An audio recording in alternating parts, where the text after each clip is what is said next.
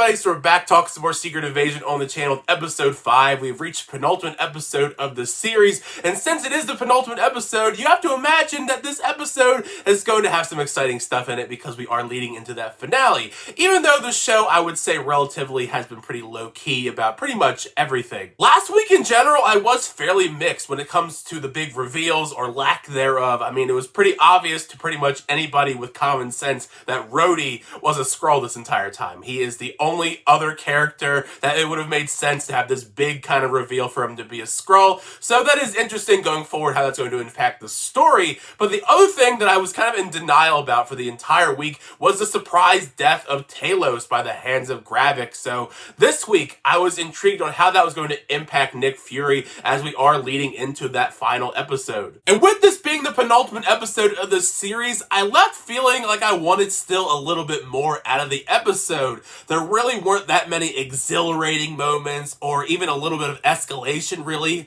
I've left kind of mainly feeling the exact way I felt going into this week's episode. I'm still intrigued on where we're going to go with the story, of course, in that last episode, but there isn't that suspense there, that intrigue like you would hope in a show that is like a spy thriller. After he killed Talos last week, it is pretty fun to see that Gravik has just gone off the deep end and being an unhinged villain, killing his right-hand men after they questioned his mission and why he hasn't killed Fury. Then later on, he kills a completely different Skrull when they try to jump him. Seeing as we haven't had a whole lot of time developing President Ritson on screen, I have to wonder after this episode, just how gullible and naive is he? Because it seems like he has no problem going along with what Rhodey is telling him to do. Now that Gravik's plan has shifted, they're going to keep Ritson alive, but tell him that the Skrulls are working with the Russians, while also releasing the footage framing Nick Fury for killing Maria Hill. But I don't know, it just seems like to me if President Ritson was smart at all, had any sort of brains, he would realize the Russians weren't involved to begin with. I am very intrigued on how this showdown is going to go down between Gravik and Nick Fury next week, given the fact that we now find out officially about the Harvest, the fact that they have this entire time, they have had the DNA of the Avengers, and that is what Gravik wants to use to pretty much power his Super Skrulls. Consider me intrigued on how exactly Nick Fury is going to fight a Super Skrull next week. I'm pretty nervous for him, although we pretty much know he's going to come out on top fine because he's going to be in the Marvels. One major element that I wish I could change about this series is the fact that I feel like we have almost no connection between Nick Fury and Gravik.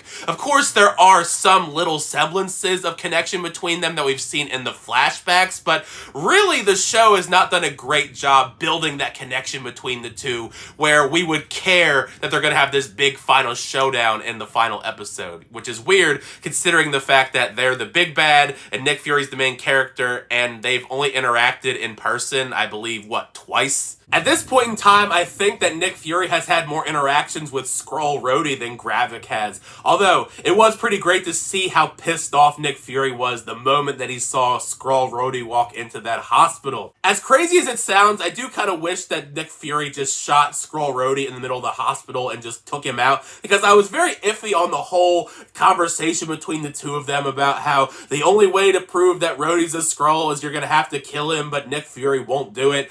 I don't see why he wouldn't do it. It's a Skrull. I mean, I guess he has that connection to Skrulls, but at this point, they just killed Talos, his best friend. He's kind of unhinged, obviously. I don't see why he wouldn't do it. Especially considering right in the next scene, Sonya confronts another Skrull and shoots them no problem. Olivia Colman is a fantastic addition to this show. I wish, honestly, she had more scenes, because every single moment she's in this, she is a scene stealer. I adore her character. I was cracking up when she confronts more Skrulls, the Skrull scientists that make the Super Skrull machine. And what probably is the most random moment of the entire episode, we get another MCU cameo. People were hoping it was going to be Quake or someone else in the big spectrum of the MCU, but nah, you got the random guy from Black Widow. I believe his name is Mason. It's interesting how this show continues to tie into Black Widow, whether it was the Dreykov name drop a couple episodes back, and now we actually have him show up in this episode to fly Nick Fury to Finland.